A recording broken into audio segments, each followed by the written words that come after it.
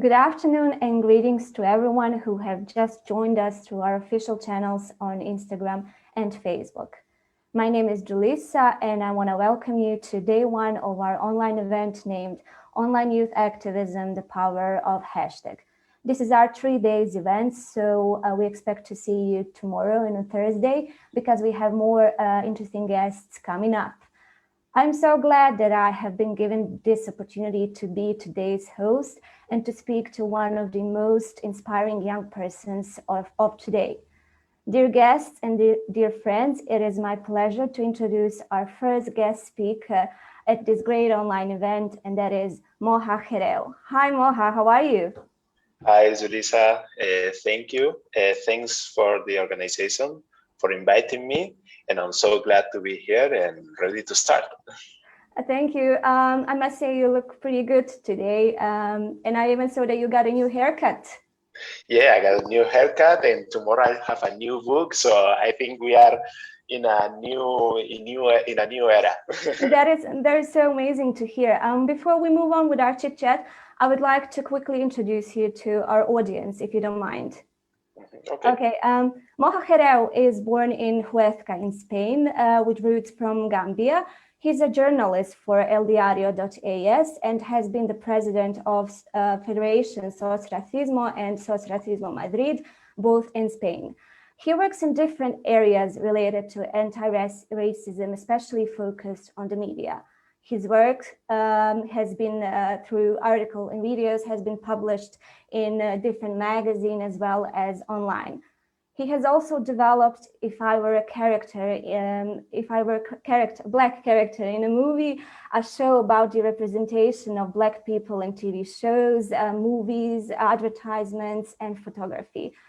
Moha is also the proud author of the book ¿Qué hace un negro como tú en un sitio como este? Yes. Have I pronounced that well? Yeah, you pronounced it well. Thank you very much. I always kind of knew that growing up with Spanish telenovelas would pay off one day. Yes, sure. So Moha, I've been stalking your social media profiles for a bit, and I noticed some great news on your Twitter. So I can't wait to share this with our audience. You are publishing your book tomorrow. Is that correct? Yeah, is that correct? And I'm so excited, and I'm really right now I'm so nervous because it's the first time I publish a book for myself, and this moment is like, whoa! I'm happy to be in this position right now. That is so exciting. This is your first book, you said. Yeah. That's so great. Let's talk a bit about your book. As we said earlier, the title of the book is ¿Qué hace un negro como tú en un sitio como este? Translated, what a Black man like you is doing in a place like this. I assume that the very title and the book also is based on your life experience. So what it's like to be Black in Spain, and what inspired you to write a book on racism? What inspired me to write this book is that when I grew up in Spain, in Huesca, I felt like sometimes there were things happening to me because of my skin color, because where my parents came from, because of my religion, because I came from a Muslim family, and there were a lot of things going through my life, like when I was playing football and there was other people insulting me because I was Black. Once I tried to go into a club and they didn't allow me to get into the club because I was Black. There were certain things that was happening to me, and I never knew at that moment why was that happening. So that's why I write this book, because I wanted to share some answers to that questions and to shed some light to those experiences, and to say that there is a structural racism in our society, and by knowing how it develops in our society is the first step to eradicate the racism in our society. Thank you for sharing your life experience with us. And I have to say, your life story isn't easy, hasn't been easy. But I like how you turn these unpleasant experiences into something beautiful, like your activism, like this particular book. So what are your expectations on this book? What I hope with this book is that when people read it, after they read the book, they start to be anti-racist. I think there is a lot of people who are like very comfortable living in a society where we have racism, as there are a lot of people who live really comfortable in a society with a lot of sexism. And I think now is the moment to be anti-racist, to take action in every part of our society. It can be in the media, it can be in the social media, it can be in our group of friends, in our family. Every time, every moment, every place is a good way to be anti-racist. And I hope that when people read this book, say, okay, this is what is happening right now, so we have to do things to change how the system works. There is really such strong message. And I wish you from the bottom of my heart lots of success with your new book. And I have no doubts it's going to be a huge hit. That's it. Yeah. So let's talk a bit about your career as a journalist. I'm wondering, when did you know exactly that you were going to be a journalist? I mean, what made you to take that turn in your life, to take that direction? Okay. When I decided to study journalism in Madrid, it was because I was a huge fan of sports, especially in football. Me too. And okay, and so that was the main goal I had when I get into to the university. But when I finished the university, I think the last thing I wanted to do is to be a sports journalist, because during that time, I saw how the power of the media was very useful to change people's lives. So I thought it was a great opportunity to talk about what nobody was talking about. And I'm talking about race, how the migration affects our society. And I wanted to talk about that. So when I finished, I tried to do my work, and I went to Racismo, and I done a lot of things to put the light on these topics that there are not really covered in the media. So that's why I started, and I continued, and now I'm working as a journalist. Now you're a successful journalist. Yeah, if I may notice, you as a journalist, you have a huge responsibility in educating and re-educating masses on all kinds of discrimination, racism, xenophobia, and you give yourself a mission of breaking prejudices and to fight discrimination with spreading the truth and the facts. On the other hand, you must have encountered many fellow journalists who share the same profession as you, but who use their voices to spread racist and discriminatory narratives. And this can be very dangerous if we know how important role mass media have in shaping public opinion. So what can we do to counter spreading hate content and fake news in the media by media? Okay, I think one thing is that every journalist work should be based on the respect to the human rights. I think that's very important. Every work that we do should be based on the respect on the human rights. And that's something that sometimes doesn't happen. After that, I think there is if we talk about journalists as a way to tell how our society is and how the society works, I think we must open our minds and talk about what's happening to all the society. But what we have found I found during these years is that in Black people are only represented in the media like the people who are dying every time, the people who are dying, the people who are suffering, or as the criminals, as the people that are only doing bad things. And at some point, like we are like the first ones that achieve a record or something. But we must like tell the truth on what's happening. And I think that's the best way to tackle all the fake news, all the bad things that are being spreading in the media and in social media, and that affect us and that put a lot of stereotypes on us. And that is a really interesting perspective. Thank you, Moha. And I found this issue really important. And I wish we could talk more about it, but we would probably need a separate event just to talk about this issue. So I don't want to waste more time because I wanted to ask, I read somewhere that you were a victim of racist attacks on your social media profiles.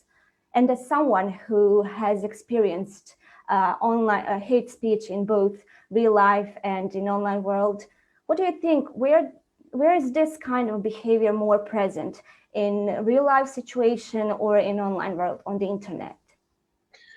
I think the hate speech that we find in the social media is exactly the same hate speech that we find outside the social media. Mm-hmm. The difference is that there are some parts of how we use and how the social media is developed that can be used in the benefit of the people who spread those hate, and like the people who can go anonymous in the internet, or the difficulty to get where the people live and from where they put the tweets. And I think that's the problem. I think we should put the responsibility on the social media companies, who doesn't put all the tools for us to report those insults, those threats, even death threats, and they have to give us the tools and make it easy for us to report all those things, and make the social media a good place for people of color, for women, for LGBT people. And I think that should be one of the main goals of the social media. But I think they benefit time and time again the people who just spread hate speech. That is true, unfortunately. And yes, internet offers this veil of anonymity to a lot of people who are spreading such content, and without having to disclose their identity. So that is why perhaps this type of behavior is more frequent on the internet. What do you think? How can we use media to fight this kind of discrimination? How to use it right to combat discrimination and xenophobia, racism?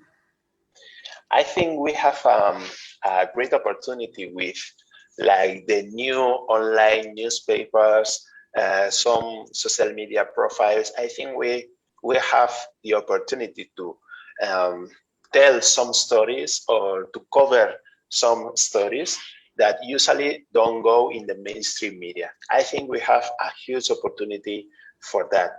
And I think we should be able to tell our stories, to share our stories in a place where anybody can find us on the internet and outside the internet. So I think it's important to that change even in the mainstream media, who should embrace the diversity that there is in our society. We are tired of seeing like white males writing about the politics, writing about economics, and we don't have other perspectives of our society. We don't usually have in the mainstream media like Black people talking about politics or talking about economics. We don't used to have like a lot of women even right now in 2021 talking about economics or politics. And I think that has to change. And I think that's a powerful way to make a change through social media, like opening our minds, like covering more stories, affecting to more people, and trying to embrace the diversity that is right now in our society. That's such a great point, Moha. Yeah, I agree with you. We need to embrace our differences and to create a safe place for everyone on the internet. So at the beginning, I already mentioned that you developed If I Were a Black Character in a movie. It was a show, or what was it? Tell us more about it. Yeah, it was a show of like maybe 50 minutes.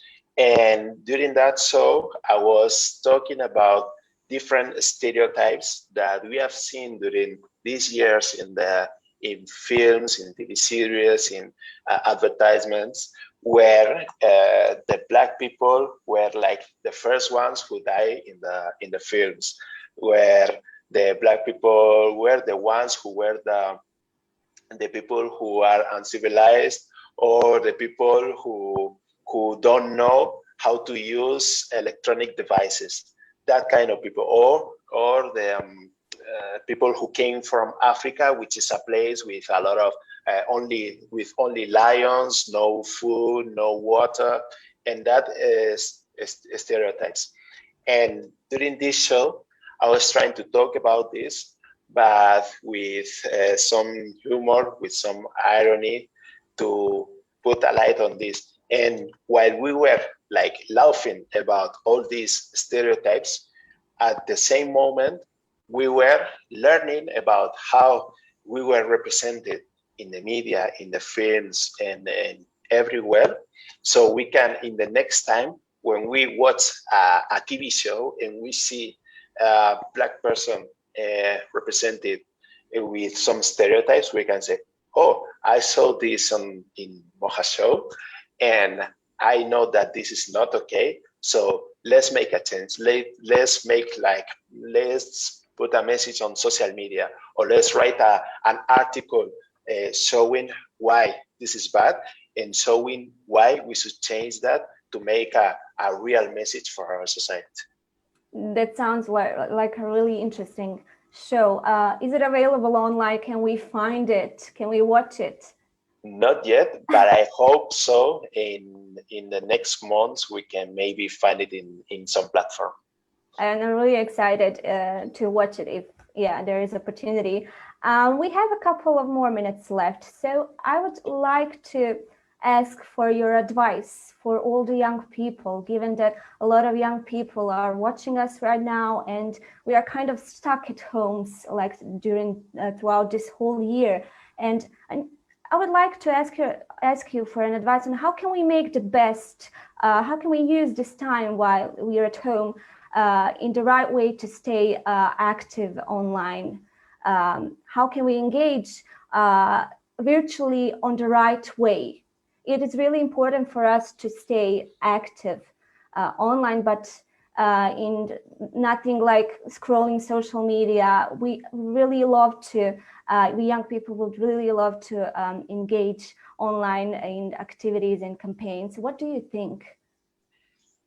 A few things. One, I think the people who are like sharing content or trying to make a difference in our society, we should be able to share our message through different ways.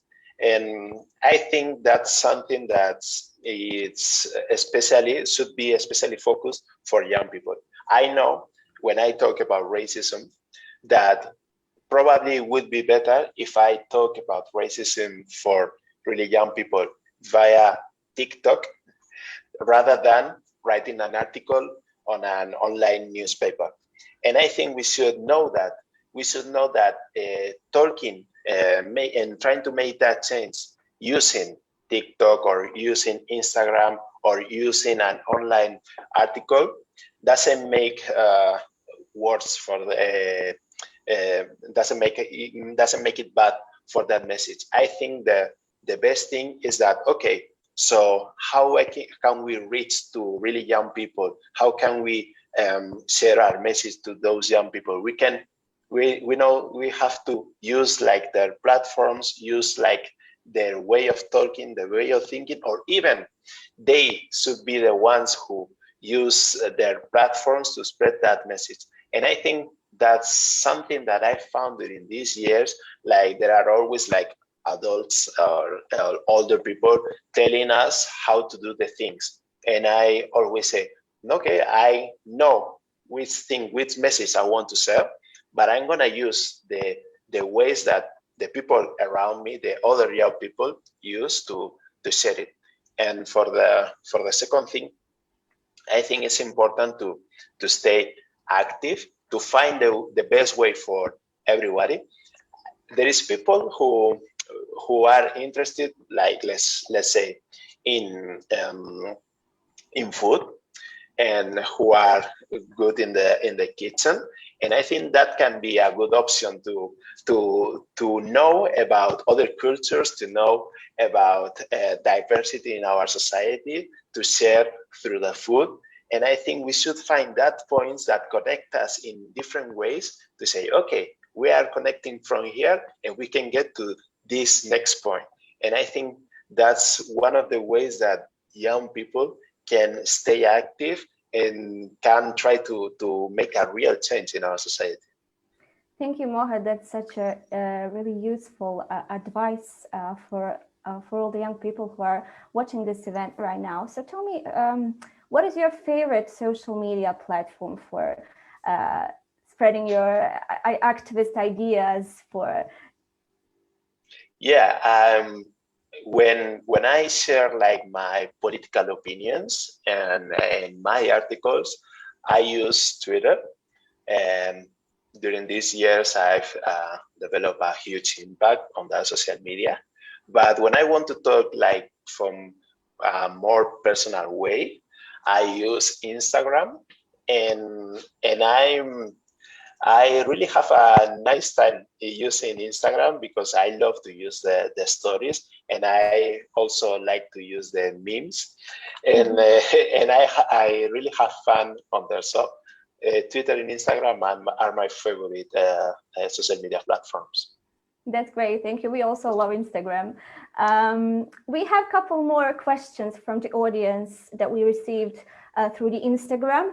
Okay. So I would like to ask you, this came from someone named Hello Ekowe. Are there any activists that you would recommend following on social media? Yeah, sure. I'm gonna recommend you a few Spanish activists that I follow. One is named Lucia Mbomio. I don't know if I can spell it or write it in another place and you can share it. Lucia Mbomio, which is also a journalist, a Black journalist, and she's been doing a really good job. And she's also very active on Instagram. She puts like very interesting stories. And also I would like to recommend Desiree Vela. She's a writer. She's also an activist. And she talks about feminism and anti-racism, how racism and sexism affects to Black women. And I think that's really interesting. Yeah, it is. Thank you. We have another one. It is from someone, nickname is Lisette Bru. I'm not sure if I'm pronouncing this well. Social media really help to fight with racism. It is a question, or is just used like a trend?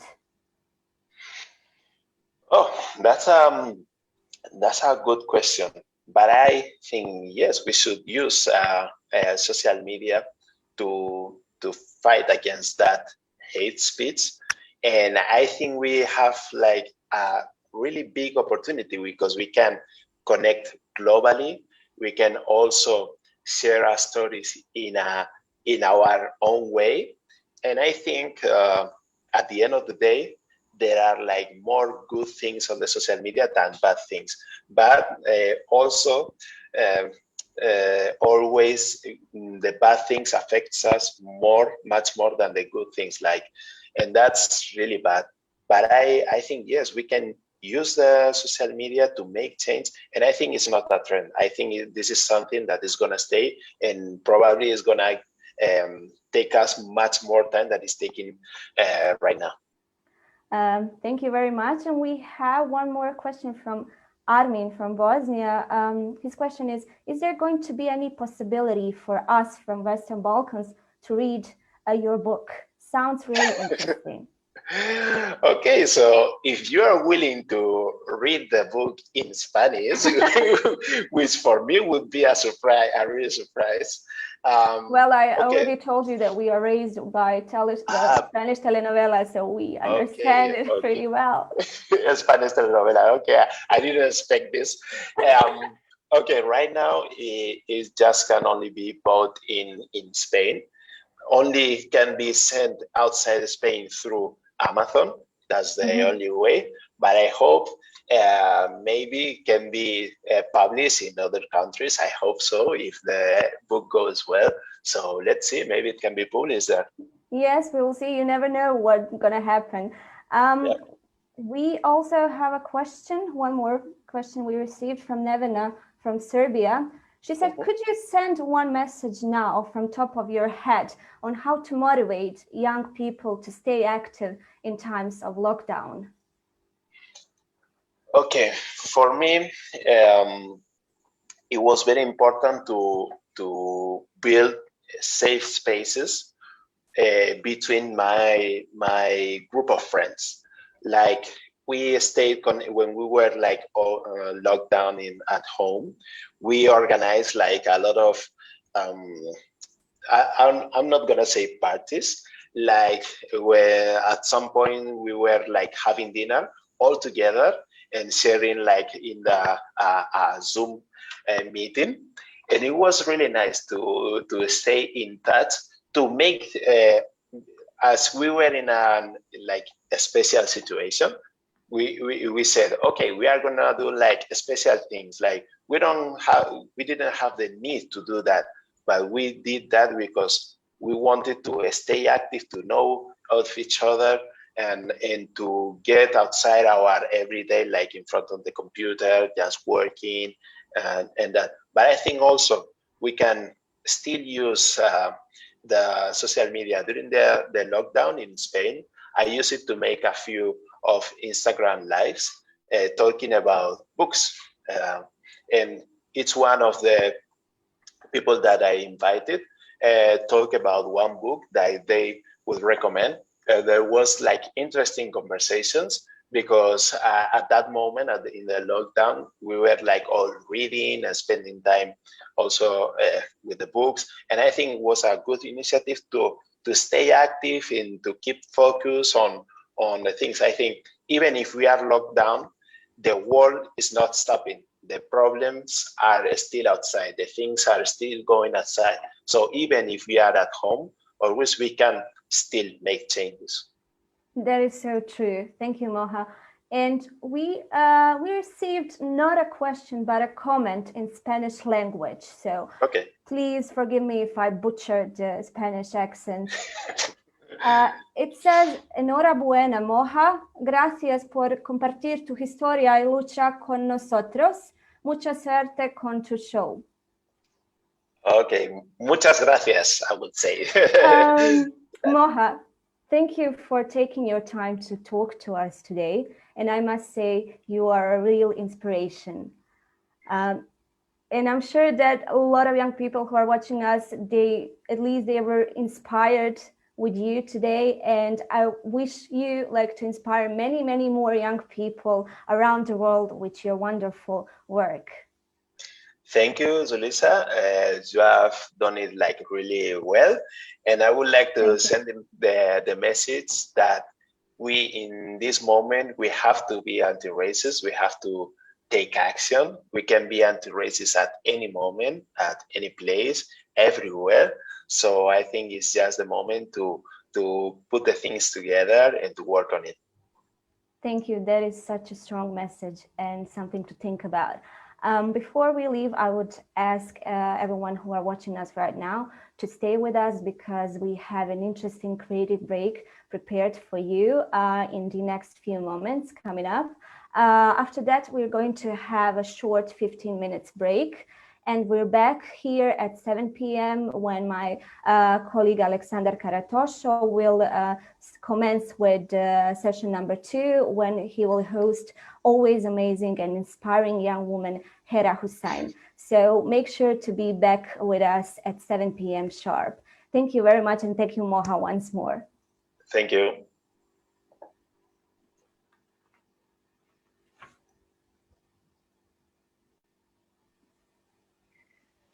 So, hello everyone, and I hope that Moha will play also tonight with us this game and be with us on the creative break. For those who are familiar, they will know the drill that you need to go to the kahoot.it and tune in into the game by starting the game and entering the game pin that you see currently on the screen so that we can start the creative break. And we have a first player with us. So one more time, you can do this via computer or you can do it through mobile or tablet device. Go to the app or web kahoot.it, as you can see on the screen. Start the game and enter the pin that you see. Enter your name so that you can start competing. I don't know, do we have the real Moha with us? It will be interesting to see. Or we have someone who will... I'm here, the real Moha. Great. Thank you. So this is a great challenge to see because we have few questions about Moha himself during this creative break and the things that we learned tonight. Okay. We'll give a few more minutes for the ones joining in. Oh, I've never seen this before. So something new for you as well, another platform and thing that you might use also for sharing your great ideas that you shared with us tonight. Okay. More people coming in, and for those that might be late, you will be able also to see the pin during the game so you can join in. So in a minute or two, we should be starting. Get ready. You will have 20 seconds for each question to answer. And we hope you will be having fun. So let's start.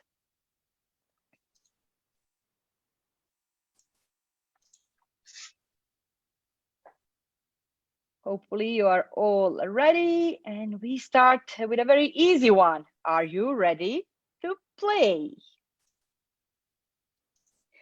Some of you should be ready, some excited, some will be sure that they will win, or you are inviting your friends to join the game.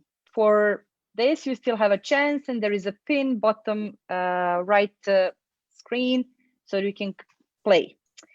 So most of you ready, and there is one person sure that he or she will win. So let's go. The first question was, who was our first panelist on our The Power of the Hashtag event?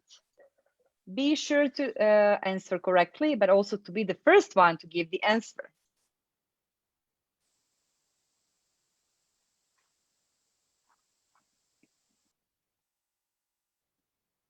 This one should be easy one, but let's see.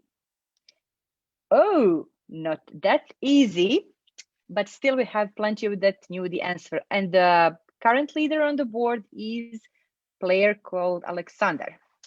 True or false? Has Moha experienced hate speech and online violence in both real life and in the online world? True or false?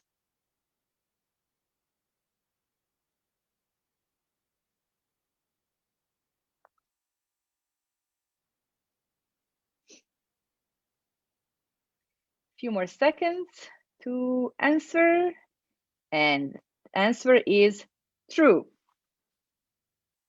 unfortunately. Still, we had some great stories from Moha thanks to his experience. And Alexander is the leader still, while Moha is second place holder. Fourth question, where is this inspiring Moha's photo from? With a great message that I know there's going to be good times.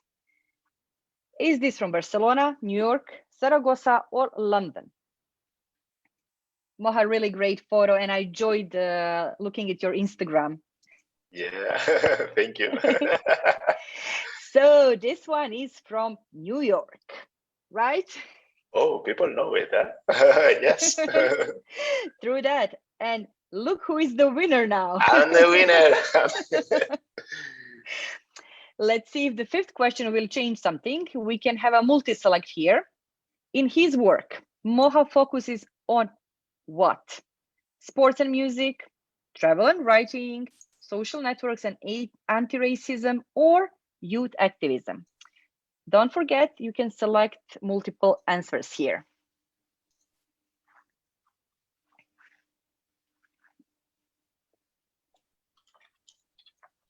So the main one goes here for the social networks and anti-racism. Oh, Moha, you are the one who knows you best, right? What a surprise. What a surprise. The sixth question, Moha is the author of How Would My Life Be If I Were Black, like in the movies, and this is what? Monologue, drama, movie, TED Talk.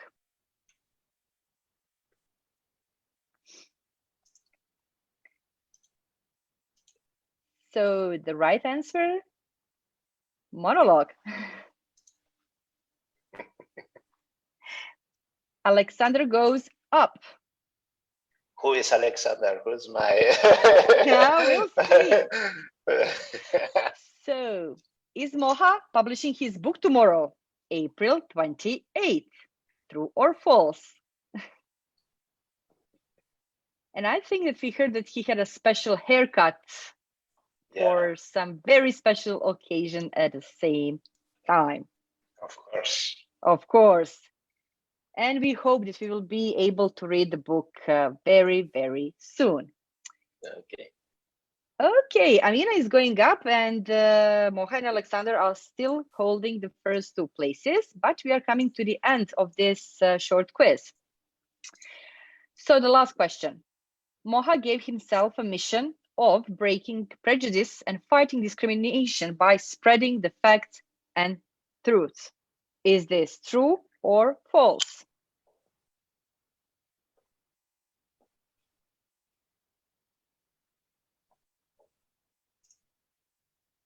Two more seconds and we are coming to an end. And of course, this is true. So let's see who is the winner of our short break. Coming to the podium, the third place goes to Chloe. Thank you for being with us. The second one is for Moha. And the first one should be probably Alexander, of course. I hope that you all enjoyed and had fun with us. Moha, thank you for being such an inspirational speaker and also the great inspiration for putting all this together. And for all others, see you in 15 minutes with another inspiring panelist that will join us. Thank you.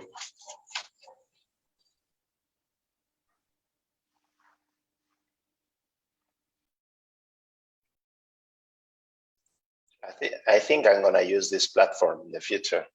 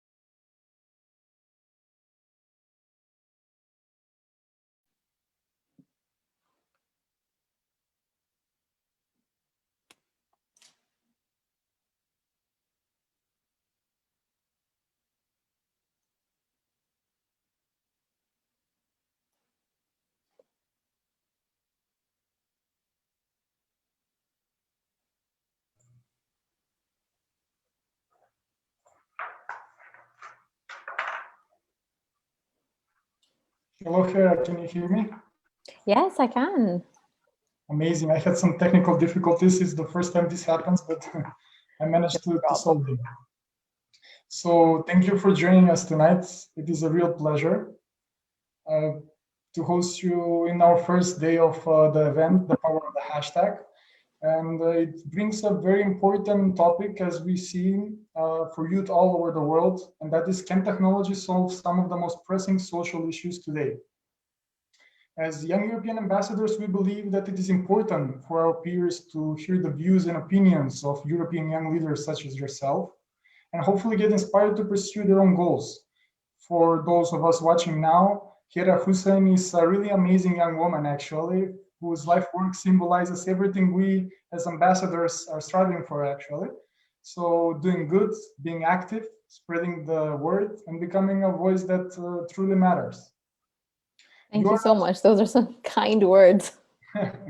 Yes, of course. And we as ambassadors are really close to your work. And personally, I was really impressed by your work, since you're a social entrepreneur, actually, who founded the international platform Chain. And you got recognized by Forbes and MIT Under 35 as one of the most influential young world leaders, as I'm correct, right? Yes, innovative rather than influential. You can be innovative and then not be influential, and influential but not innovative. Okay, it is important either way. So the Chain, actually, the platform actively contributes to the community by crowdsourcing online resources to address gender-based violence. And you reached actually more than 380,000 people in the last years all over the world. And that is really impressive. And when you're not busy Chain, you are passionate about empowering women. And you're a true believer in the power of open source technology and open data as a way to fight and to solve the world's most pressing issues. So enough of the introduction.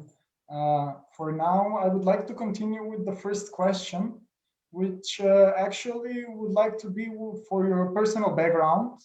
I know that you were impacted by different cultures from different continents, since you were born in the United Kingdom, then grew up in Pakistan and moved back again in the UK for your studies. Do you think that this influenced you to become who you are today?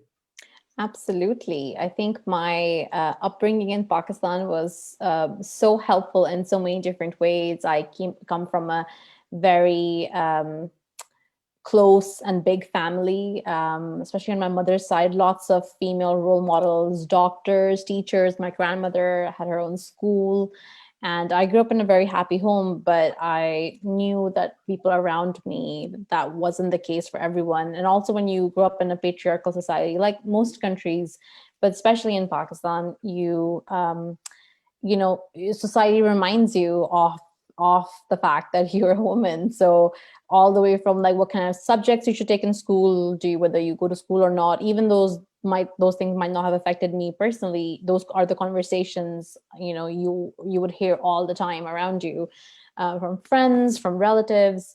And gender-based violence, you know, domestic abuse, sexual harassment, assault, forced marriage, these are the kind of things that were very much part and parcel of you know, just existence. So it's those things. I always wanted to do something around women's empowerment. And you know, coming back to the UK, I really thought when I came to the UK, I was like, well, you know, I've always been told that you know, Europe is really good for women's rights, and the UK especially.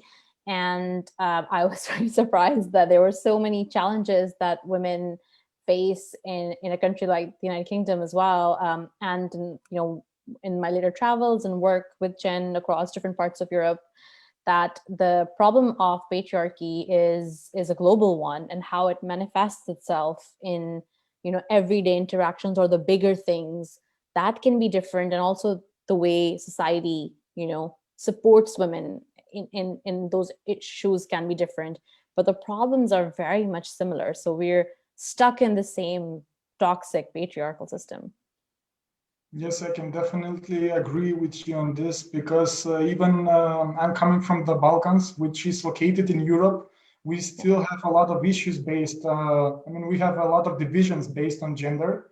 And my grandmother told me stories, and my mother told me stories how they were discriminated in a way, how they couldn't go to educate themselves further because they were women and the parents didn't want to let them go.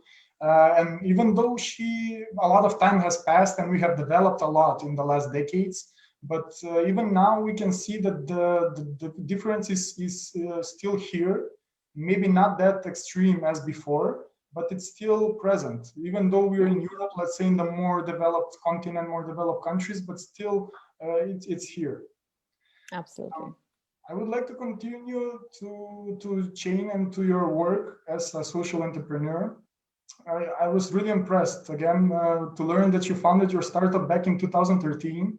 I know that this kind of social enterprises weren't really popular or attractive for investments or for gathering a lot of people. So I'm interested, how did you come up with the idea in the first place, and how hard was it to establish the whole platform? Yeah, great question. So I always wanted to do something around women's rights, but I wasn't really sure what it was going to be. So when I was at university in Glasgow, I got involved in a lot of entrepreneurship activities, and then I got into the tech scene in the UK. So I attended lots of hackathons. At that time, they were really popular, and realized that actually I was quite entrepreneurial. But very quickly, I kind of became quite bored and just felt meaningless to work on tech startups that just, it didn't create the social value or change that excited me and that was important to me. So I started thinking of different ideas. I thought, well, maybe I love fashion. So I was like, maybe I can start a fashion like social enterprise, and that can, have a connection with women's rights. So I pitched lots of business competitions and startup competitions, and I would like always make it to the semifinals or finals. And then I would just like never win because they would be like, there's no sustainability plan. So we really like your idea. We love your passion, but there's no way to make no profit from this. So I was like, okay. And then I got introduced to social entrepreneurship, and I started attending lots of events and learning from different social entrepreneurs and how they were, creating a merger between, profit-making businesses and like taking the best out of the private sector and really putting the third sector or, the charity sectors like aims together.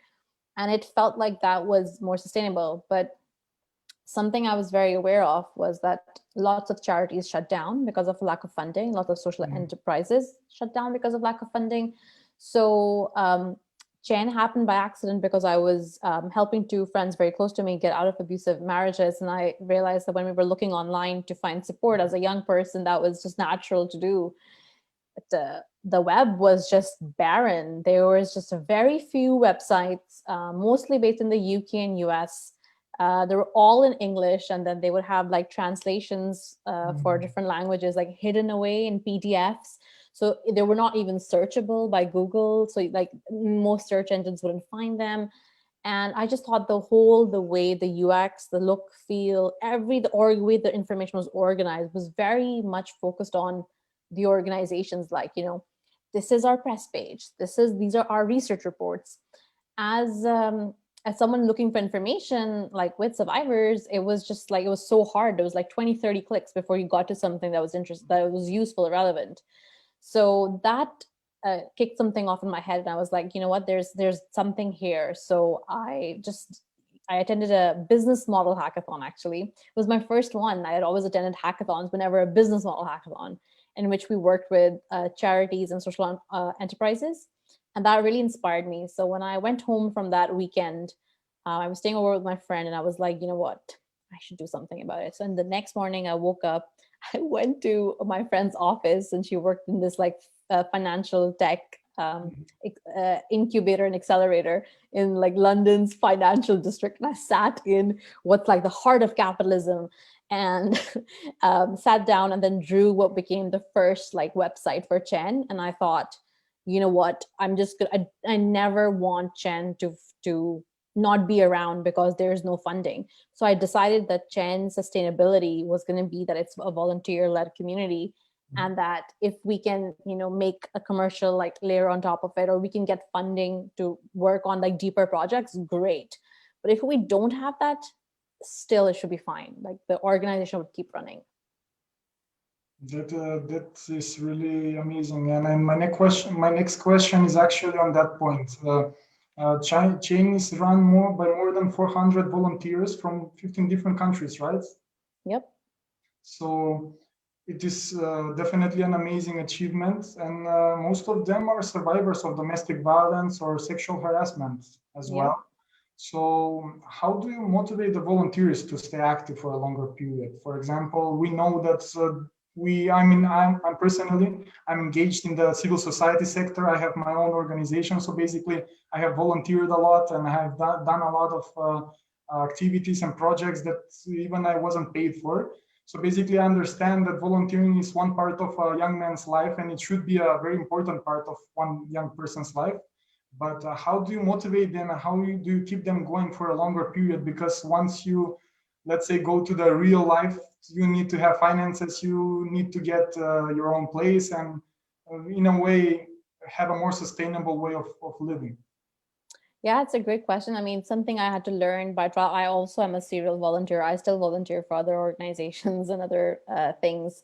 The way I thought about it is that, first of all, people who've experienced abuse, they don't need any motivation. They have all the motivation in their experiences. But we wanted to come up with we tested different models for organizing the volunteers, and the way we do it right now works really well. So we run on 4-month cycles. So think of it like a sprint. So it's like 4 months. It's called a cycle, but in those 4 months, we decide what we're going to do. We invite volunteers to, like, say they're available for that, or if they're applying fresh, they're allowed in. We only allow 30 to 40 people for one cycle. And that cycle has very definite goals, and everybody works together in like teams, and we have regular weekly calls. Sometimes different projects will have different calls during the week as well. And then the idea is that at the end of the cycle, so at the end of the 4 months, people can say, okay, I need a break, or someone's maybe getting married, something else is happening. They're like, I just need some time off. And then they can tap back in at the start of another cycle. So that means people have room to kind of, contribute, but also step out. And there's always new ideas flowing. Each cycle is governed by an executive team that is made up of me, another long-term volunteer, and then 2 new volunteers who were very active in the previous cycles. So that way people get to be leaders of the organization as well. It's not like they're just volunteering for someone else's organization. It's theirs too. But it's hard. I mean, running a volunteer focused organization is hard, and we realize those problems, especially as we wanted to do more and more things. It's hard to like have that accountability and like reliability. And it also means that only people who can afford that time are able to volunteer. So now we have staff. I myself was a volunteer until last year, and we got funding so that I can go full time. So we now have like a mixture of contractors and staff that all support the volunteers' work. So the volunteers are not there to support the staff are there to support the volunteers. So the power dynamics in the organization are very distributed. A volunteer that's unpaid could be managing a staff that is paid.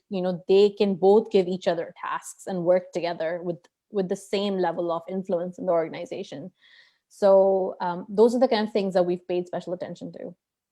Yeah, that is really important, since you have a mixture of different volunteers from different countries. So basically you can have a different perspective on every issue, because one culture has a different way of growing up one person. So it gives you different views, different opinions. So that's a really interesting way, and very, I think it's the right way to involve a lot of people from different places.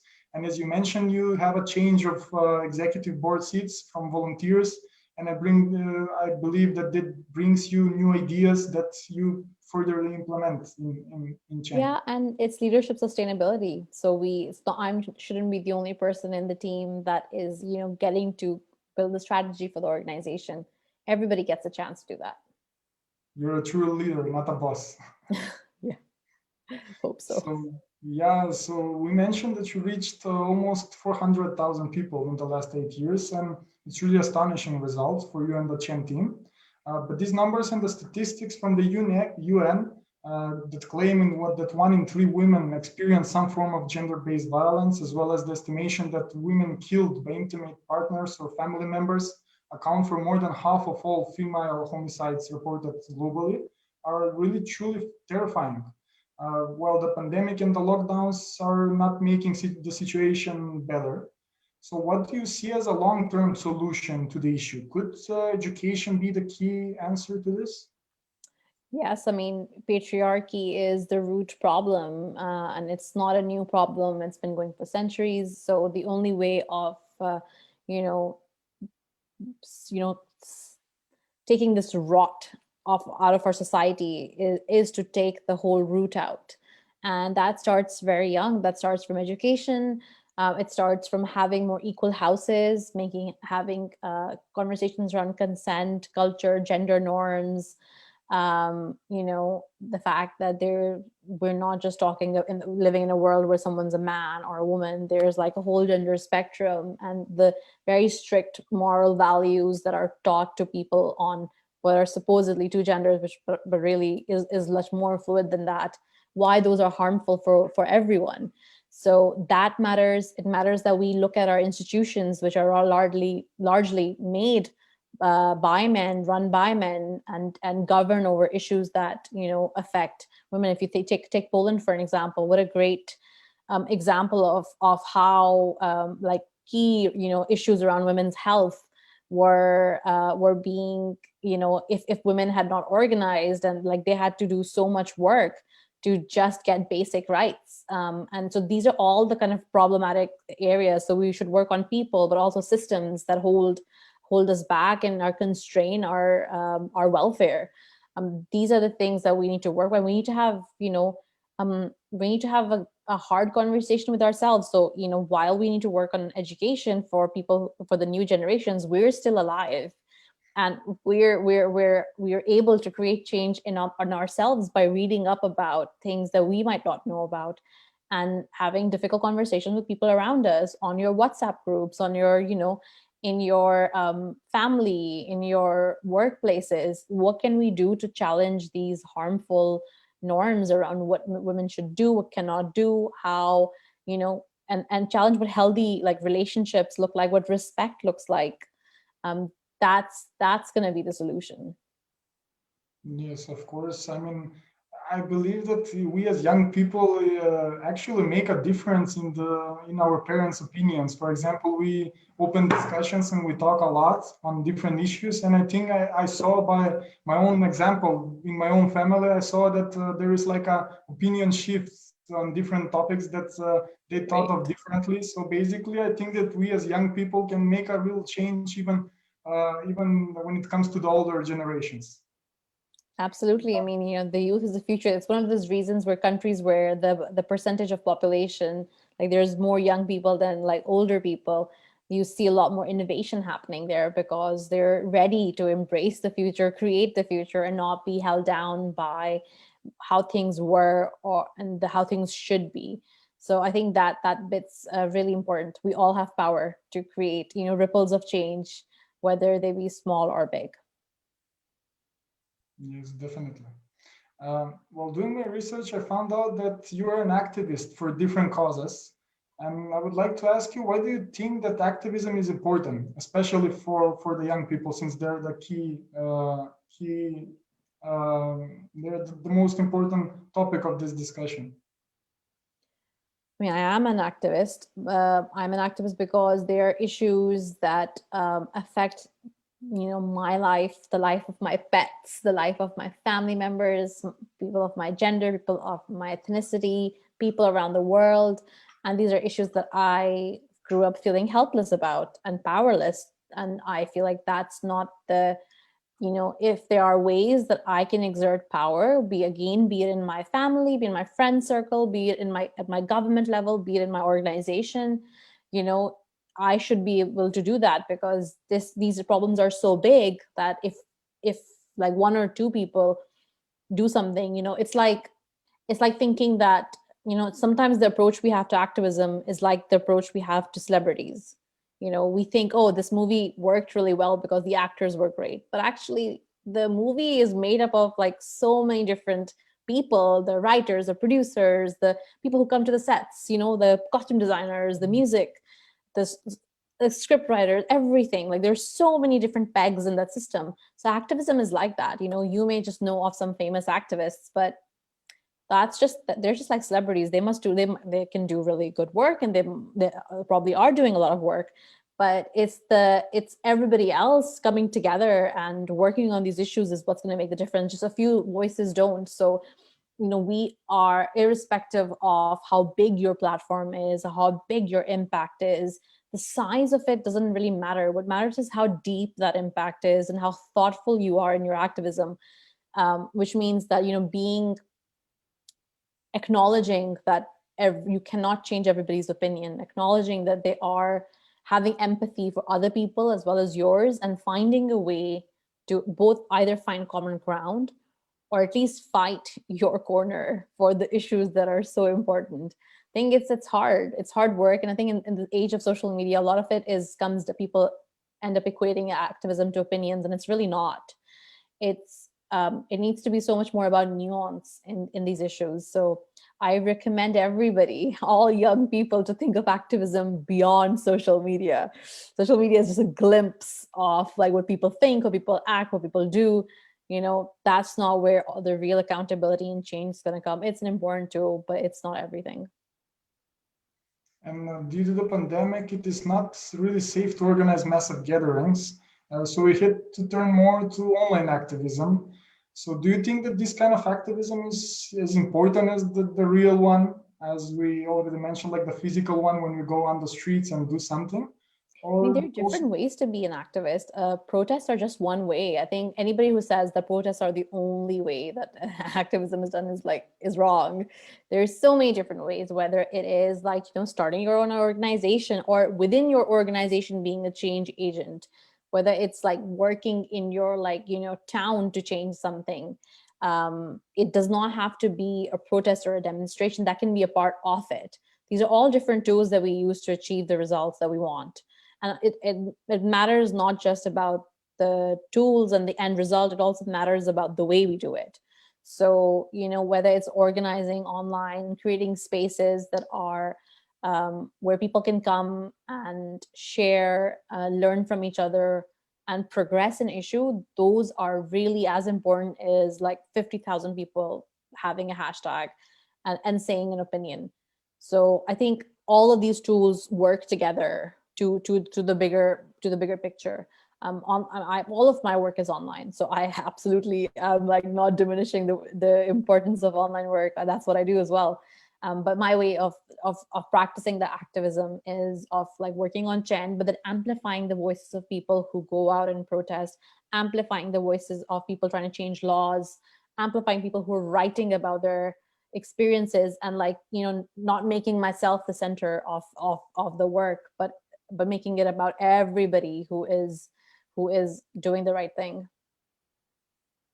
So as my last question, I would like also, it is connected to the pandemic, to COVID.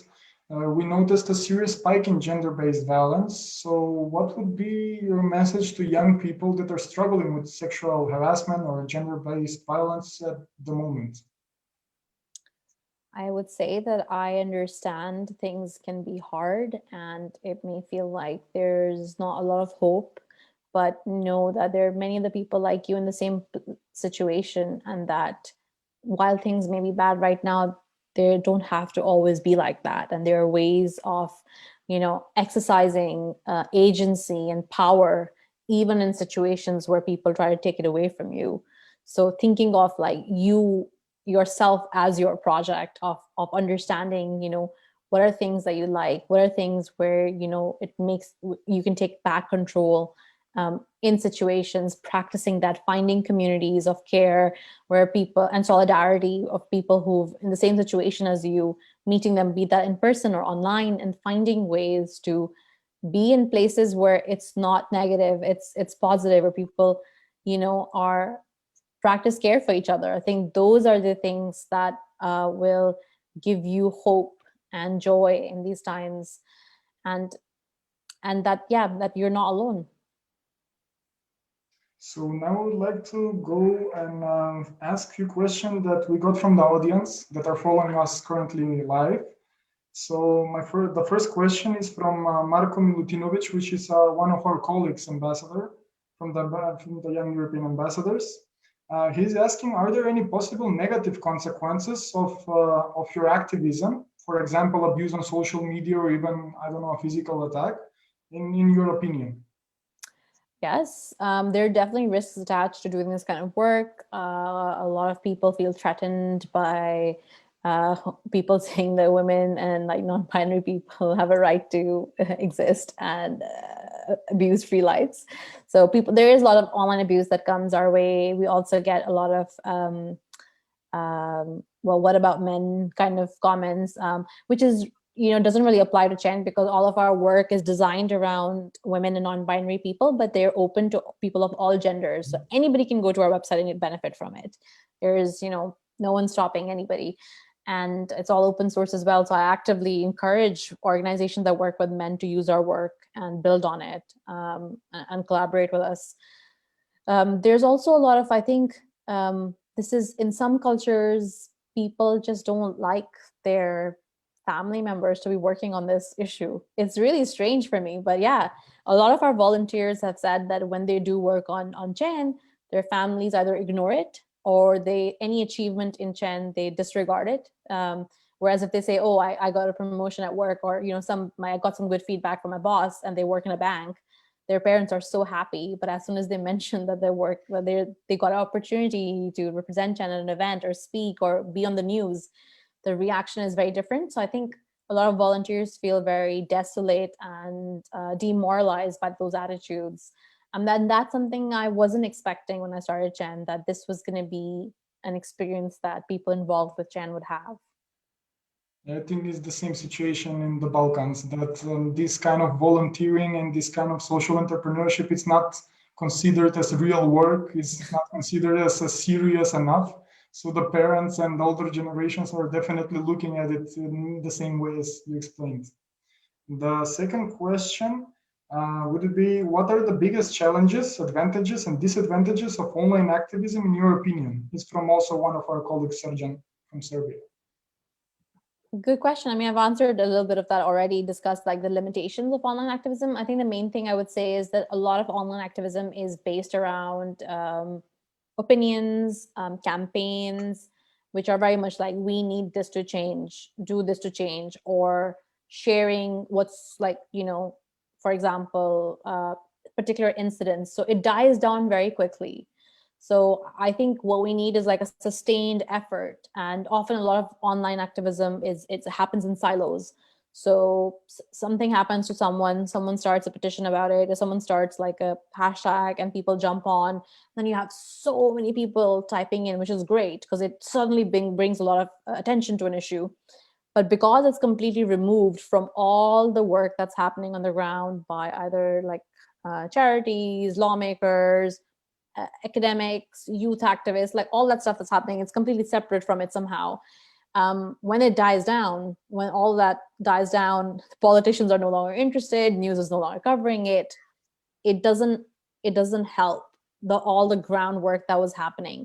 So the disconnect is a big problem. I think if it's connected and people see how they can use that online power to connect with people who are trying to create change, that's when it becomes really powerful. And we've seen some really amazing examples of this. I mean, in Argentina is a great example of, and Chile, where like a lot of the online activism combined with all the protests and demonstrations and the petitions and the law changes that they were trying to make came together to create a really powerful force. I think in Ireland, same thing around reproductive health. That worked really well. Again, online and offline coming together, traditional, new, everybody working to the same goal. That's the kind of like coordination that would bring us the impact we're looking for. Yeah, we can see that there are a lot of, it's not, I mean, the activism should be focused on the idea, as you mentioned already. It shouldn't be on the people or the smaller things that are done, but on the idea to fight for something. And in this kind of social media age, we can see that everything goes as a trend. So when something is trendy, a lot of people are covering it, as you mentioned. And after some time, when the trend goes off, then nobody talks about it. And yes, it's definitely important to have, in a way, a more sustainable solution to keep these kind of issues active during all times. And the last question would be from Sarah, also one of our colleagues from Macedonia. Does the power of the hashtag have enough power to reduce gender-based violence? Absolutely not. Our title is The Power of the Hashtag. Absolutely not. These are problems. These problems have gone on like since centuries. Yeah. But we didn't have hashtags back then. Absolutely. The hashtag is not the reason it's not going to stop. But it's a good question, because I think when we talk about activism and online activism, it's almost like there's nothing else apart from hashtag, but that's not true. A lot like what Chen does is online activism, and we don't do any campaigning. We support other people's campaigns, but we don't do our own campaigns. What is our form of activism? We are pulling people together who've experienced pain and trauma. We're helping them recover and heal, but also creating community healing by creating resources that can help people who might be in countries where there's no safe option for them to access resources, or in countries where you can't trust the police or you don't want to go to the police, and or there's no organizations that are helping you, or like you might be a migrant or refugees in the Balkan states, right? And you want to access help in a way that you feel like you're not going to be judged and get help in supporting your language and your culture. Then those are the people who are looking for help and not finding it. So providing help is a form of activism, and then also using their experiences to then feed that back to other parts of society, saying here are some critical gaps. We need to meet them. We need to change the way we talk about them. One of, I think, my biggest like pleasures from doing Chen is that I'm all about nuance and complexity. We often reduce people to like labels or like, like very like shortcuts of what their experience is. And I'm all about like complicating it. So for me, I feel like that's like a big contribution that I make to the wider space, is by saying, just because someone's a migrant, don't assume A, B, and C. They could be different. They could have multiple needs, and having that nuanced discussion. So in online activism, that's what I think is missing. It's the nuance and the connection with other parts of activism, work, research that's happening. So we've got to work together. I got one more question. So the last question, the definitely last question for tonight is, do you think that the Me Too movement changed something recently for the better? It's from Ivan. Absolutely. I think that's a really good example of creating catalytic change, where the Me Too movement combined with Time's Up, we know that it made a big impact on Hollywood, but then it also spurred lots of like conversations in different parts of the world, and triggered law changes. And I think even if we see no major change in accountability being our institutions changing, are people changing their behaviors, are people doing the work. It's very easy to say like, yes, I agree with women, hashtag Me Too, but it's harder to notice that your own behavior is sexist. That's the kind of accountability that we're looking for.